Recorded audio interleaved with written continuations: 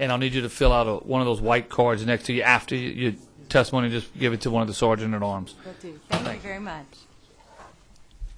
Mr. Chairman and members of the Commission, thank you for the opportunity to testify today. I'm Melanie Bronfman. I'm the Director of the Policy Institute at the Louisiana Partnership for Children and Families. We are a nonprofit organization that seeks to be an independent source of data, research, and information for policymakers, stakeholders, and the public at large around issues related to early childhood in Louisiana. My comments today are in support of the entire package of the school readiness tax credits. These credits have been extremely successful in a number of different ways. First, they have been used to draw down a substantial amount of federal funds. For example, the total projected amount of all the credits in both the corporate and the individual income tax sphere, and I know we're just looking at individual today, but there's a comparable corporate piece as well. The total amount is projected for fiscal year 2012 as just under $12 million. The Department of Children and Family Services has used these state dollars as state match and maintenance of effort to draw down over $20 million in federal funds for that same fiscal year. Second, these packages of credits have been extremely successful in increasing the quality of child care and early childhood education in the state. Quality is defined as 3 stars under the Quality Rating and Improvement System for Child Care in Louisiana. These credits have incentivized and supported centers to move up the stars. The number of centers achieving quality status at 3 stars or above has increased by 150% in the last 2 years alone. Third, the school readiness tax credits have played a vital role in increasing the professional development of early childhood teachers in the child care centers.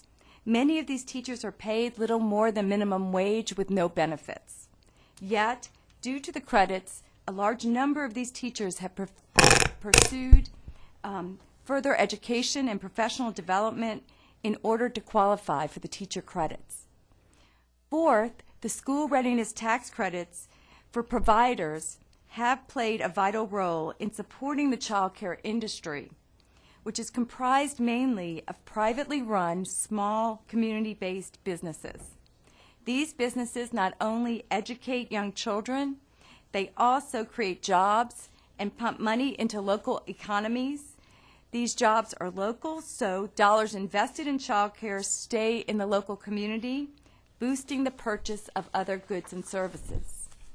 One study showed that for every dollar spent in the child care sector in Louisiana, contributed an additional $1.72 in economic output.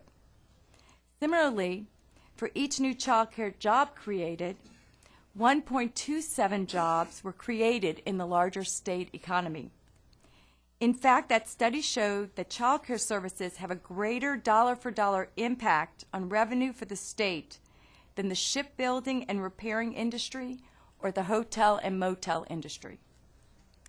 Fifth, the school readiness tax credits have assisted businesses and resource and referral agencies across the state to support higher quality in the child care sector. Finally, the school readiness tax credits have played a vital role in assisting parents to be able to work. Approximately 130,000 parents in the state rely on paid child care in order to be able to go to work. In fact, 66% of children ages birth through age 5 in Louisiana have all available parents in the labor force, yet child care can cost as much as a college tuition. The school readiness tax credits for parents is a small but significant state investment in these families' economics, and the credits incentivize parents to choose and be able to afford higher quality care. Today, there is a convergence of evidence from economics, neuroscience, and child development, establishing the critical importance of brain development in children from birth through age 4, and the high financial return of investing dollars, public dollars, in early childhood programs. I would suggest that the school readiness tax credit package both the individual and corporate tax credits is a win-win-win for Louisiana, a win for our parents, a win for our young children, and a win for our state as a whole. Thank you.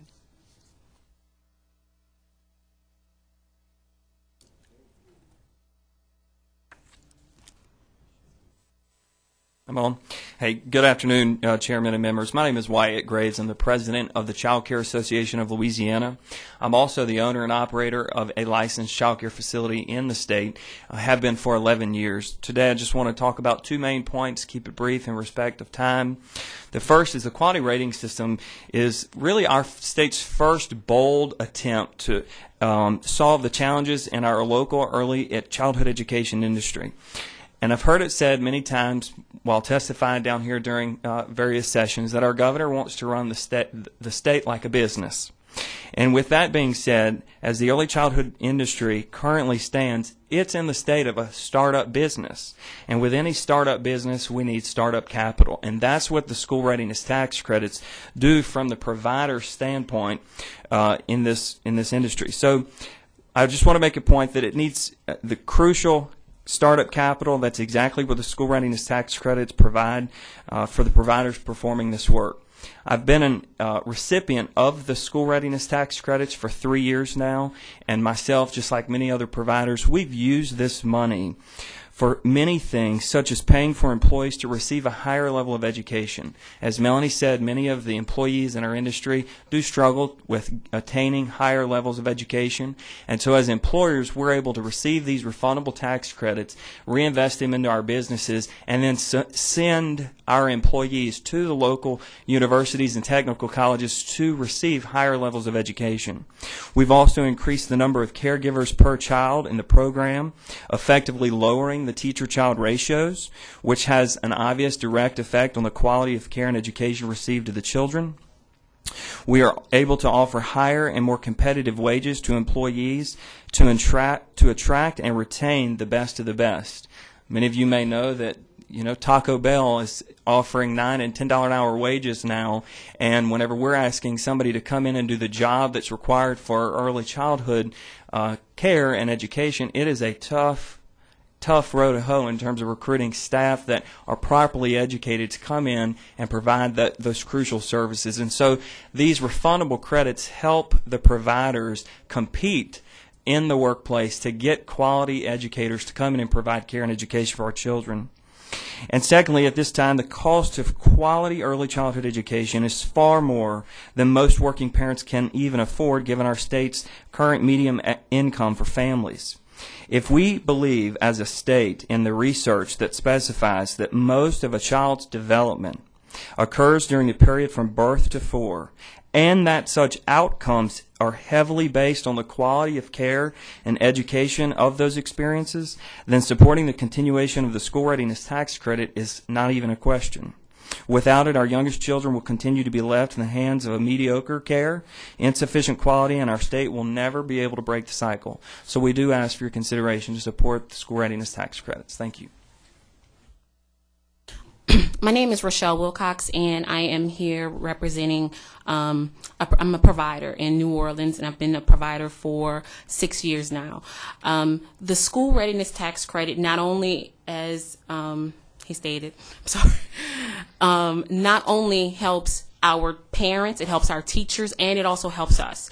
So I am here in support of the continuing the school readiness tax credit because it does allow us as providers to keep the cost down to provide high quality care. We have received our school readiness tax credit for 3 years now. It allows us to promote longevity in our business, and we need teachers to be there for a long time. We cannot pay them with the average McDonald's or Taco Bell, as he said can, but we can also offer this as bonuses to replenish materials and supplies and to promote higher education for our teachers and allow our parents to continue working and to go to school. So this does not just help the businesses. It is a full circle grant, a full circle refundable credit that allows us to help the children, the parents, the working economy, and our businesses. Thank you. All right, if y'all could hang up there for just a second. Senator Adley, you had a question or comment? Just briefly, just in just general terms, the question I have relates to the quality rating system. I heard each one of you mention it, and DOE apparently establishes that. Just tell us generally how does that work? The guidelines for that. It was established actually with through the Department of Children and Family Services, and just recently with Act 3, the Department of Education has become a lot more involved with the approach and the framework of the quality rating system. In general, it focuses on 3 components: your staff's education level, so how educated are the people providing the care. It also takes into consideration the assessments of your program, and so we're assessed using assessors that come in and use a scale whereby they are in the classrooms literally looking at the direct care provided to the children, and then it takes into consideration the overall administration policies of the school. And so you can earn certain points in each one of those categories. And does it take into account the facilities in any fashion or not? It does, because you cannot even get 1 star without having 0 deficiencies as issued by the Department of Children and Family Services and their regulations. The physical facilities Correct. themselves are part of that. Correct. And so for licensing, to get a clear deficiency assessment, you have to have clear deficiencies from the Department of Health and Hospital, the Fire Marshal, and then the Department of Children and Family Services. Thank you very much. Welcome. I would just add, if I could, Senator, that quality rating and improvement systems are a best practice across the country, and it's one of those things that we can be proud of. We were the 15th state in the country to have one, and now it's almost most states have them. And in fact, the recent Early Learning Challenge Fund Race to the Top competition that was national, what they were doing were trying to incentivize states to have these systems, and we already have one, so it's very exciting. So thank you very much. And members, I have a chart in front of me. If the quality rating is 1 star or non-participating, then the credit for eligible child is $0. 2 stars per child is $750. 3 stars $1,000. 4 stars $1,250, and a 5-star facility is a $1,500 tax credit per eligible child. Representative Green, question, comment? Yes, thank you, Mr. Chairman. I'm looking at another document in front of me. You're saying, I guess that was my question, was how much is the credit? The schedule I see shows that if you're 1 star or non-participating, you don't get any credit. 2 star, 50% of the credit. Are you looking at the actual dollar amount for the credit under 47297.4? I was referring to the provider credit. There's 4 different school readiness credits. Which one is that one, Hunter? I'm looking at page 10 of 33, 6104. Yeah, that's going to be, hold on, I'll flip back a couple pages. Right. Yes, do you want to say it? Can I clarify something? Yeah. We are speaking on behalf of all 4 sections Right. of this credit. It is technically 4 credits. So parents who choose to pay the higher cost that's generally associated with a higher quality educational facility, they can choose the individual tax credit at the end of the year based on the amount of money they pay to the star-rated facility.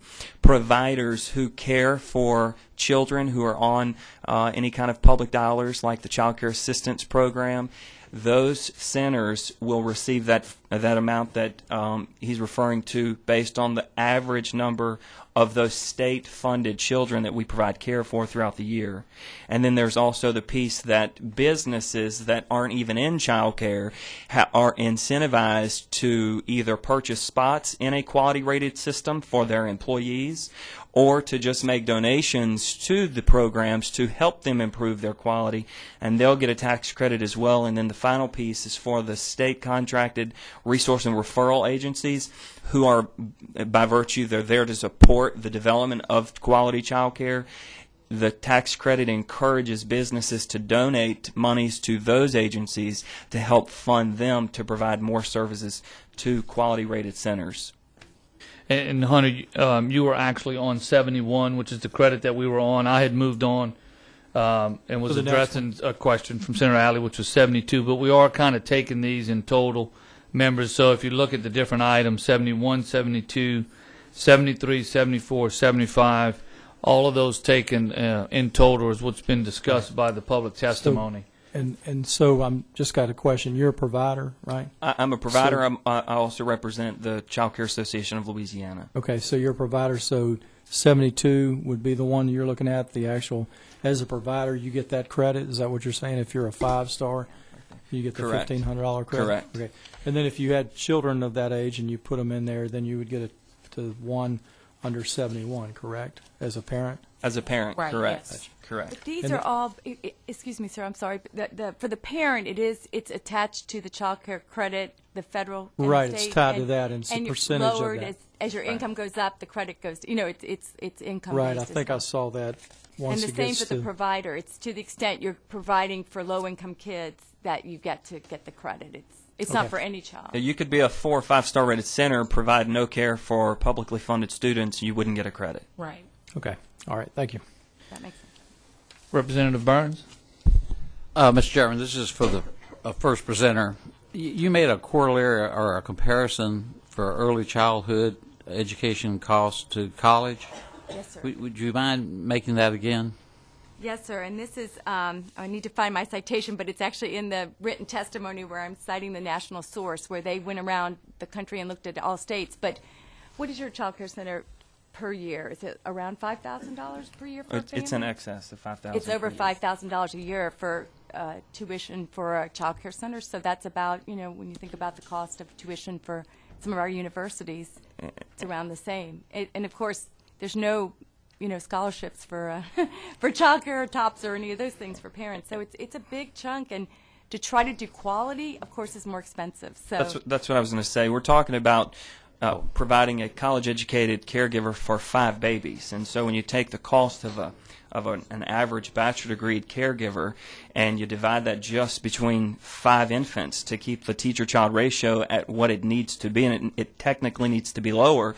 So the true cost of quality child care is what we're talking about, and that's what the school readiness tax credit is tied to the tiered rating system, so that we can build on it to sustain and offset some of the factors that are often associated with makes sense. with some of the state-funded But most children. of the teachers are not bachelors. I mean, most people can't afford it's $5,000 a year for not having a bachelor degree teacher, pretty much. I mean, is Yeah, that fair I'm to at about say? $8,000 a year for an infant and toddler.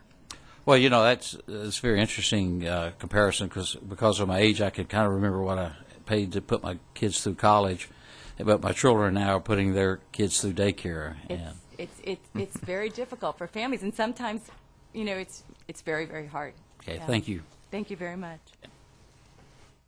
Okay, the board is clear. For a second, Senator Adley? I'm sitting here visiting with my accountant, and I'm confused. I don't think he is, but on the tax exemption 72, Oh, I'm sorry. what I'm looking at is that there were some 209 returns, 0 to 25,000, I guess, in income for fiscal impact a little over $1 million, and then over 100,000 there were 24 for an impact of 265,000. And if we divide that out, it's about $11,000 per return in the higher income, and about $5,000 per return in the lower category. Can you explain to me? I'm trying to figure out why that difference. Well, and they Yeah. don't have a copy of the Correct. of what it is we're looking at. Well, Mr. Chairman, maybe Maybe you we can can- help us. Yeah, and I actually had a question on that, but it was going to be more for the department because we're dealing with individual exemptions here. And so my question is when I'm seeing AGI range 0 to 25,000, and there was 209 returns filed. This is for the school readiness child care provider credit. Am I to assume that that's a Schedule C, and it's on an individual return?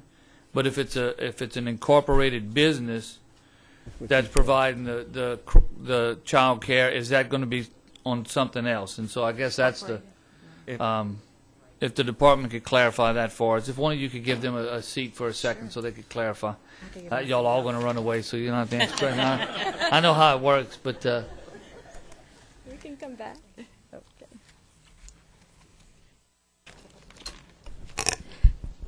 Michelle Galan, Louisiana Department of Revenue. That would be correct. The ones on the individual would either be a Schedule C taxpayer, the sole proprietor who claims on their individual income tax return, and it would also include any through the flow-through entities. If the daycare center is owned by a partnership, it would be claimed on the individual level. Okay, so now we can go to Senator Adley's question, which is, or is his thinking correct, though, here? We've got folks that are at the lowest income level, let's say 0 to 25,000, which, assuming for a second that there's no other income for that family, that's their sole source of income, and if it's a fairly, the lower profitable ones, there was 209 providers that took this credit, and it totaled out to the 1,019,000. And what did we say that was? About 5,000. About 5,000.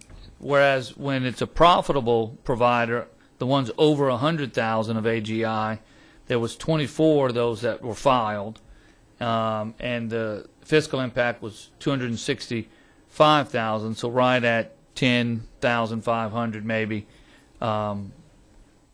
Per return that was filed. And so what is I guess what we're looking for is what's the story? Why might there be that difference from the low AGIs to the high AGIs that their credits would be almost Especially double? if it's on this quality rating system. That's where I'm getting lost here. Well, the quality rated system and the providers have to provide for low income type students, if I remember, to even get it. I mean, if it's Yeah, but you were getting the credits based upon the stars of the quality rating that you got in each step along the way.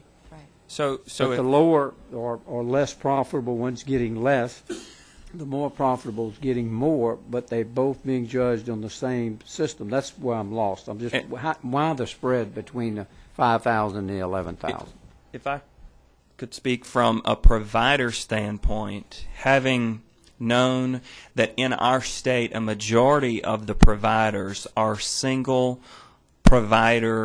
facility providers, and they often have a licensed capacity of, I'm going to say, between 40 and 50 spots.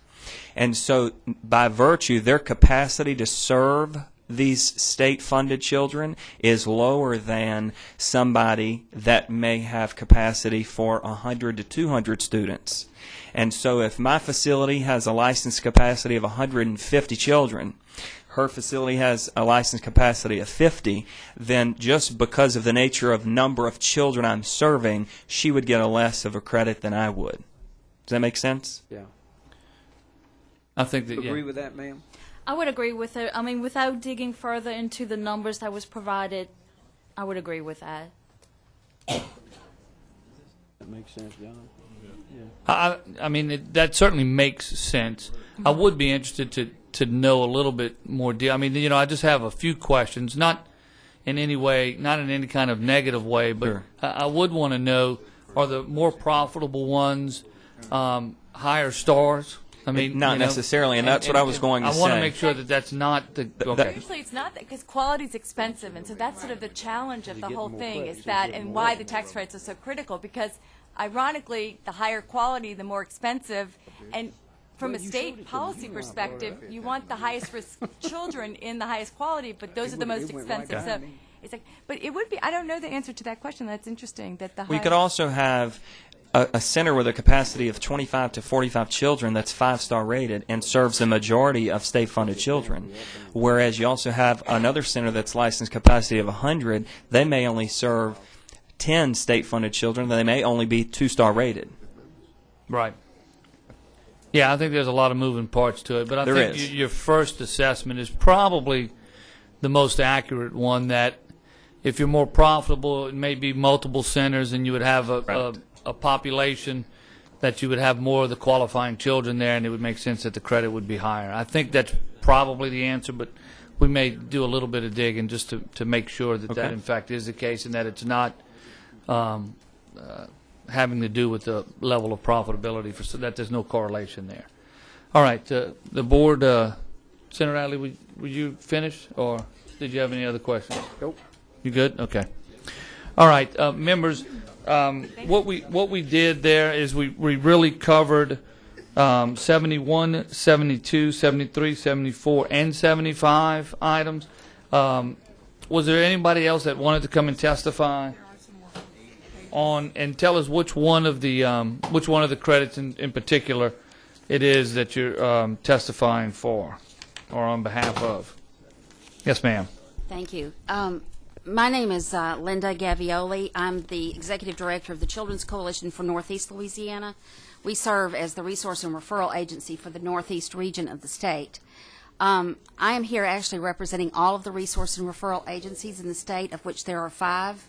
Okay. With us in the room today, we have Shannon Abney from Volunteers of America, Partnerships in Child Care, Janie Starks, who is the director of that program, and Dr. Tony Rukasner, who's with Agenda for Children in New Orleans.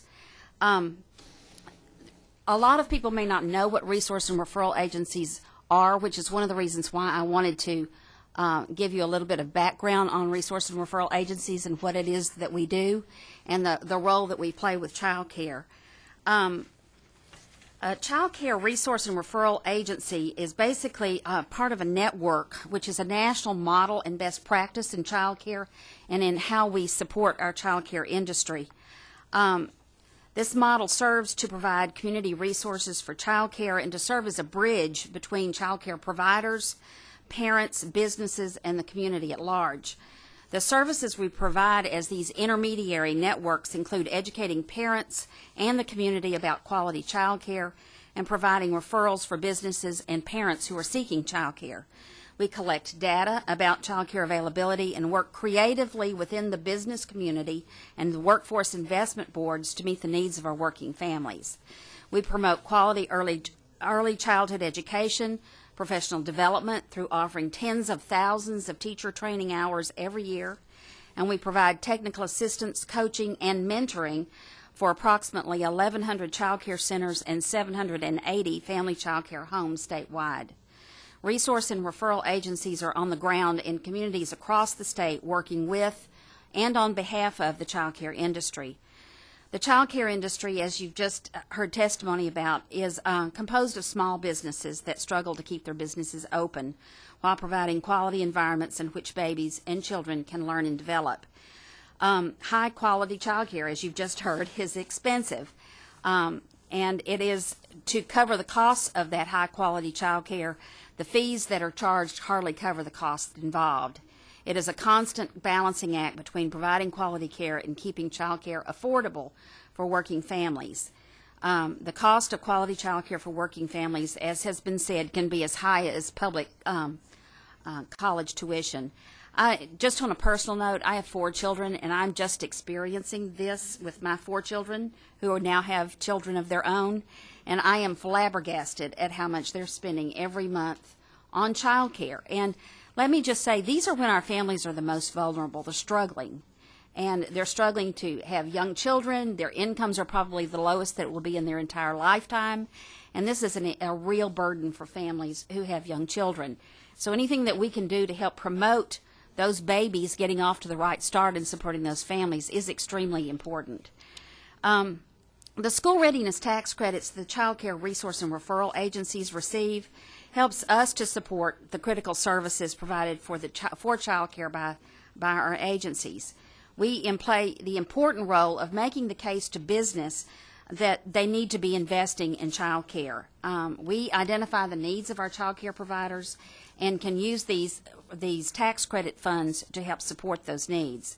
According to our records, there have been over 150 tax credits that have been received through resource and referral agencies to fund quality improvements since the tax credit began in 2008. And let me just say, this is a new program.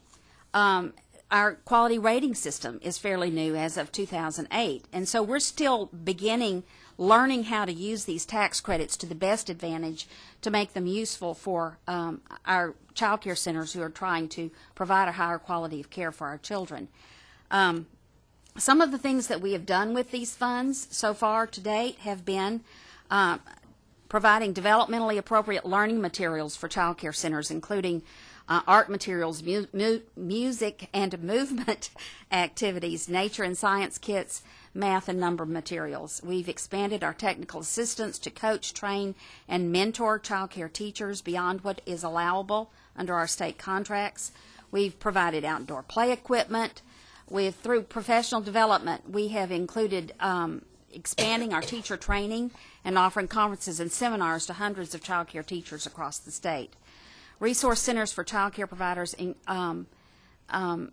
also offer a resource center sometimes within their own offices with equipment that are available to child care providers to develop. It's like a teacher media center for child care providers to be able to develop the materials that they need in teaching. We offer parent education materials to our child care centers. We've offered administrative training for child care center directors, as well as computers and software. Many of these centers cannot afford computers, and we've been able to put those in those centers so that we can bring them up to the standards that under which we operate. And another key component of this, I believe, is that it offers the resource and referral agencies the opportunity to be innovative when it comes to how we support child care.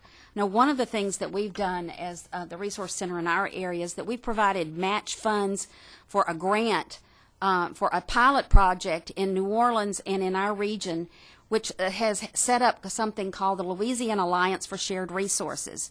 This is an innovative practice with child care in that through this online service, child care centers can actually receive discounts for the things that they have to purchase, as well as receive online resources that help them to operate their centers.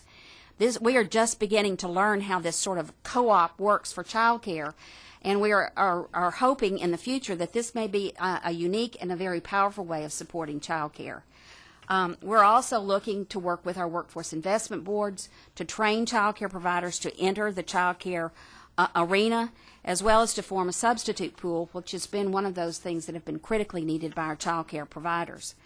A change in this tax credit for resource and referral agencies would severely hamper our ability to support our child care centers and to be innovative on the local level.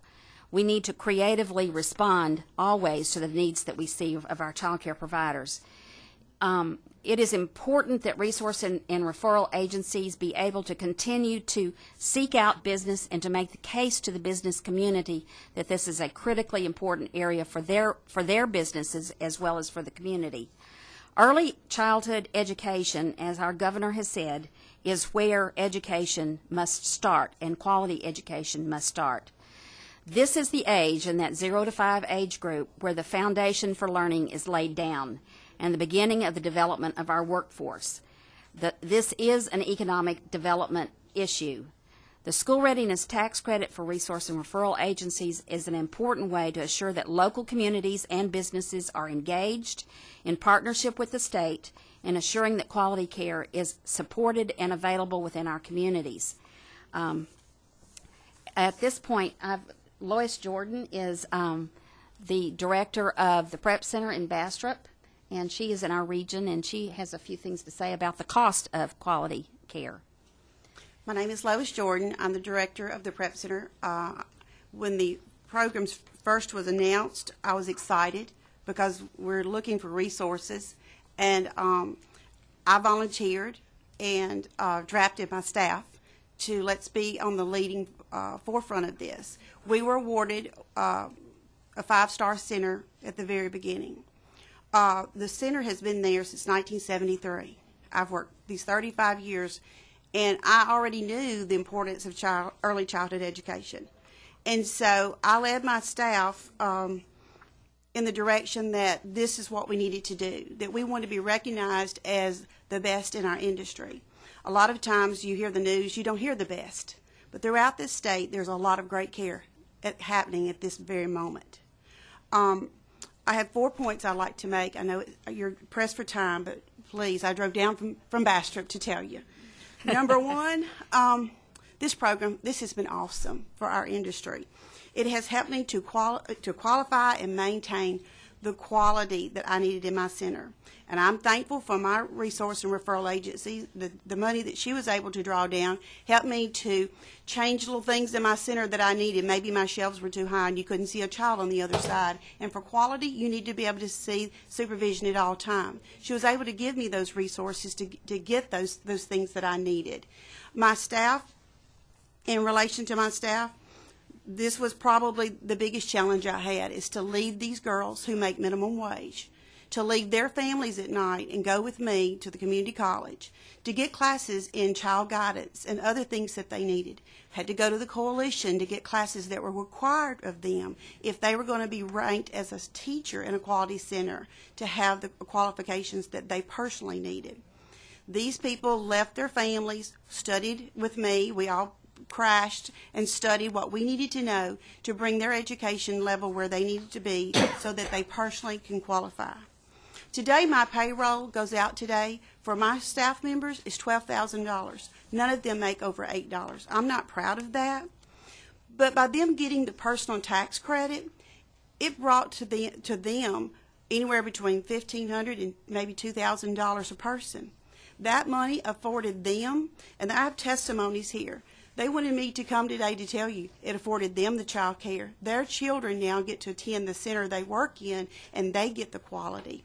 They were able to pay medical bills and other things. One little girl was able to get a $3,500 car to drive.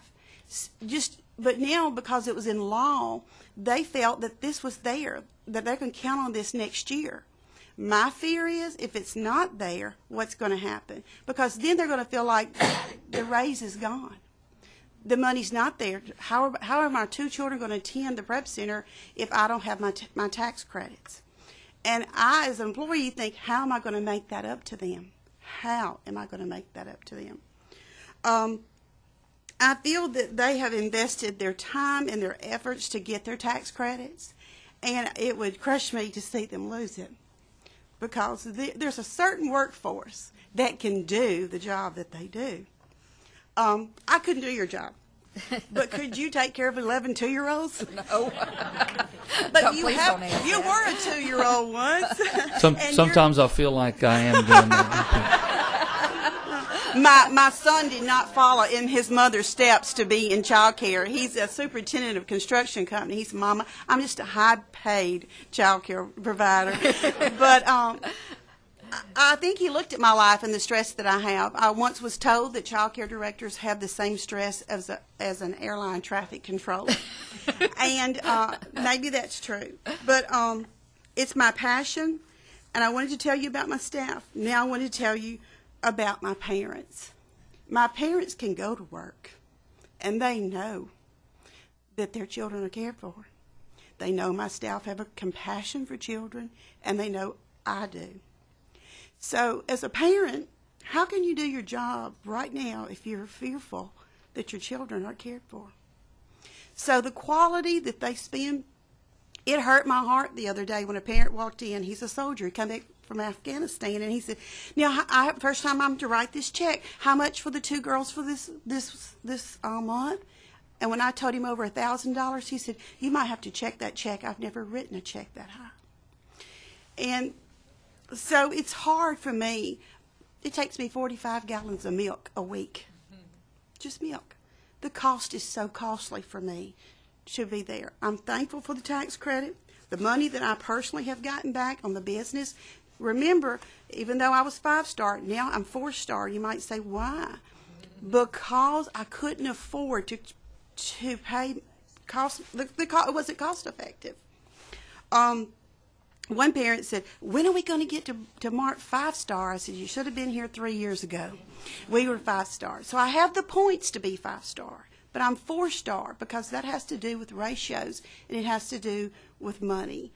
I'm proud that my parents tell me that their children are ready for school, that because they've been through the quality program, that their teachers are telling them this first 6 weeks of school that they were so ready. They could tell that they had gone through our quality program.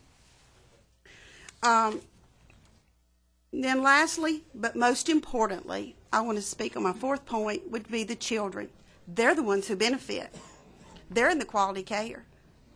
They're the ones who are going to now learn that learning is fun. And I want to come back tomorrow to do more of those science projects that Ms. Linda made available to us, or the math projects that they're able to learn about. So I ask you that these benefits are unmeasurable. I heard the report. Every dollar invested returns $1.72. But what about emotionally and physically, how it affects? What if child care wasn't here? Do you know what I fear? If it goes away, that my quality trained teacher will go home with 5 children and keep them for $100 a week. Then they'll be in an unlicensed facility. They won't have the materials they need to be ready for school. But the tax credit is an investment in our industry, and our staff, our parents, and most of all, for the children of Louisiana. And thank you for your time. Thank you all very much for the testimony. It's certainly going to be a benefit when we're preparing the report in February for the entire legislature. Senator Adley, you had a question or comment? No, ma'am, I just wanted to share with you, I can assure you, I think I probably speak for everybody on the committee. We as legislators hear testimony from lots of people, mostly lobbyists and other people that we see around here every day. On days like this, when we get the public in here that come from various parts of the state that's not normally here, to express their concern about things, we are very appreciative of that, and we thank you for it. I do point out for you, I drove from Benton to come here and listen today, and I can tell you Benton is further than Bastrop. But we do appreciate y'all being here, and we appreciate your sincerity, and we thank you very much. Thank you, sir. One more thing. I just had a handout that you were just given, some quotes from businesses who've contributed through the tax credit for resource and referral agencies, and that's one of the best things about this, is really to engage with the business community about the importance and seeing their involvement and commitment to helping make things better for their employees. So thank you. And I do have a copy. All right, was there anyone else that wanted to provide public testimony? If so, please come to the table.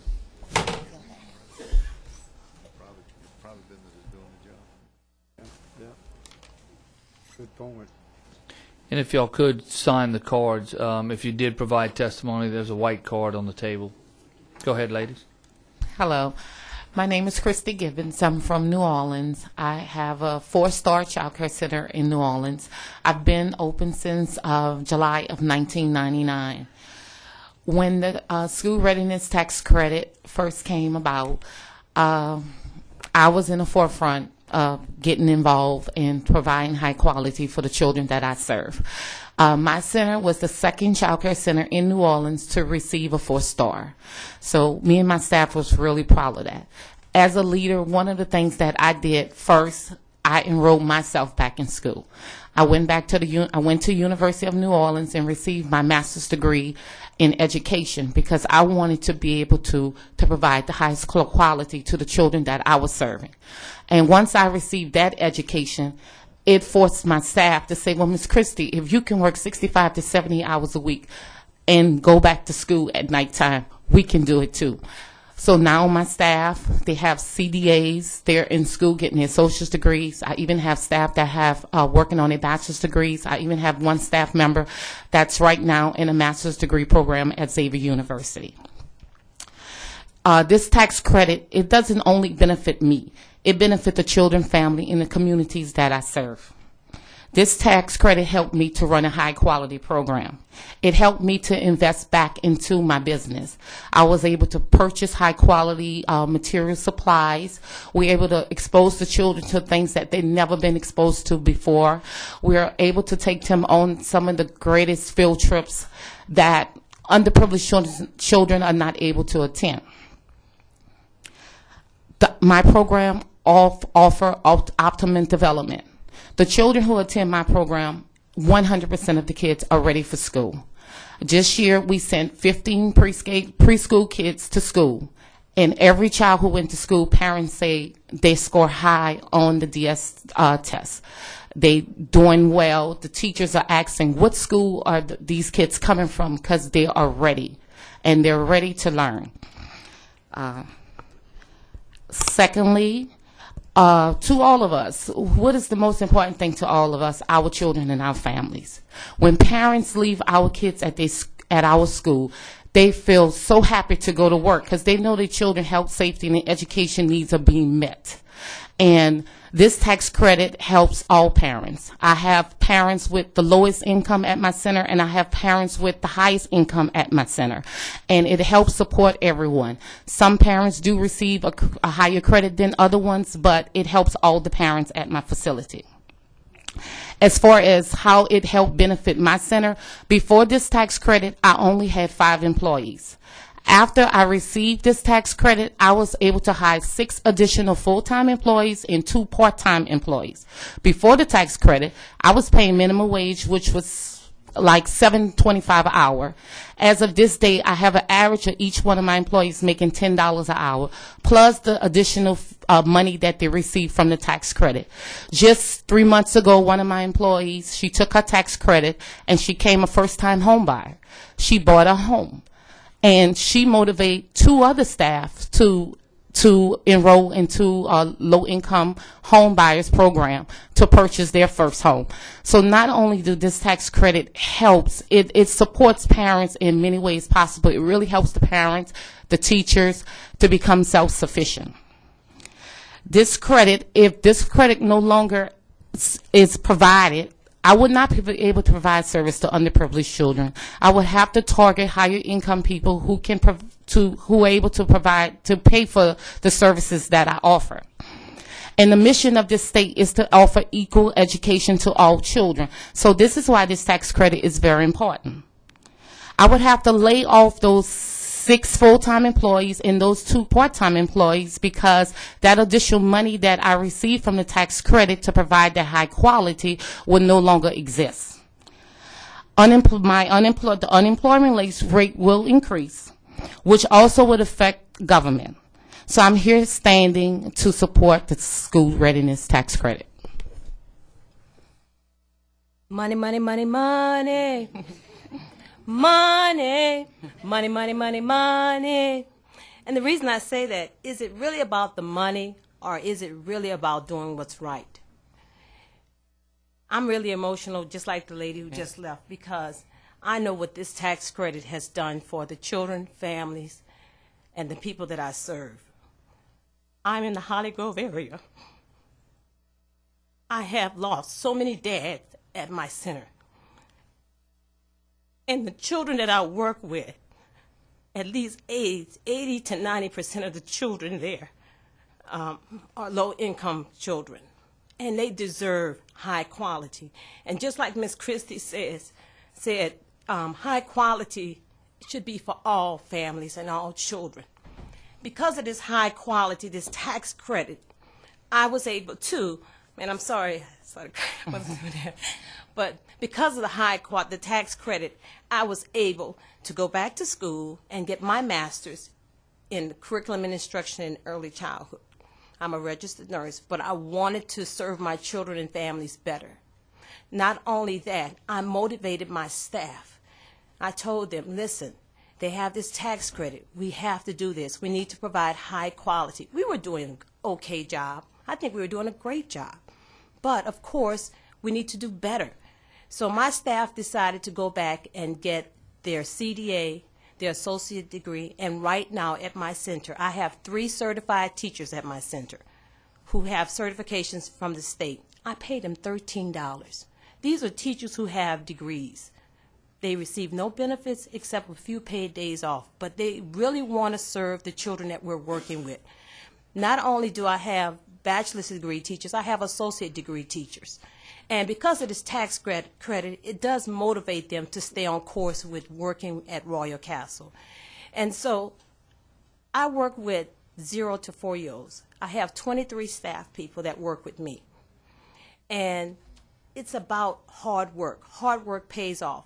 We were the first 5-star center in the greater New Orleans area. No, we don't have a lot of money there, but we work really hard. And my mama always told me, if you work hard, it's going to pay off. And I just hate to see what we really worked so hard for, we lose it because of the money. And so I'm asking you, is it really about the money, or is it really about doing what's right? And not only were we the first 5-star center, we were and we are nationally accredited through the National Association for the Education of Young Children. So we have some really good people working with our children, and I can proudly say that the children, when they left our center, 23 children, when they left, they were all ready to enter kindergarten. And in fact, many of them were reading. So I'm really proud of that, and I just hope that you find somewhere in your heart to really continue with this tax credit. Thank you. Can you give us your name again real quick? I'm sorry. I'm Pearlie Harris. All right, with Ms. Royal Harris. Council. We do have a few questions or comments. Senator Broome? Yes, I just wanted to make a comment because, and it's echoing a little bit what Senator Adley said early. We certainly appreciate people coming in, citizens coming and echoing or making comments about their concerns about the issues, especially as we do this review. But I certainly don't want anybody to get alarmed in this process either, because I don't think it was any of our motivation to do anything to dismantle this program, because we certainly understand the value that it adds to our children, especially in early childhood development process. So thank you for what you do and your commitment to our children. Thank you. Representative Fannin. Thank you, Mr. Chairman. And ladies, you serve what age? From I serve 0 to 5. 0 to 5. Thank okay. you. And 0 to 5. Okay. Let me say, Mr. Chairman, and the members, certainly I was here like some of you were when we put this rating system in for our daycares. And anytime you have change, there's always a debate as to where it's right or where it's wrong. And we had that debate at that time. But it's obvious to me today that we did something that works as a legislator.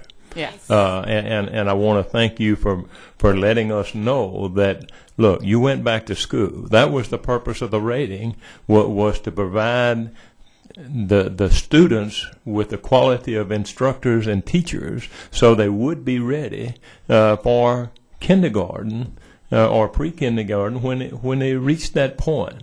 So I'm satisfied certainly today that the program that we put in, which as legislators we don't always get to see it as close as I'm seeing it today. But I want to thank you for what you did, commend you for going to school, and encourage your employees to go to school. But to the other members here, it's something that we did as a legislature that has truly worked according to the testimony that we've had today. Thank you, Representative Fannin. Senator Claytor? Mine is more in the way of comment as well. Ms. Harris, when you were giving your testimony, you apologized for getting choked up, and I want to tell you that you never have to apologize for feeling strongly about something. Even Senator Testosterone sitting down here in front of me, as tough as he is, he gets passionate about things as well, and the rest of us do as well. So we like that when somebody comes and feels strongly about it, so don't ever apologize for that. Okay. Thank you. Representative Leger? Thank you. Thank you, Mr. Chairman. I just want to sort of echo what Chairman Fannin said.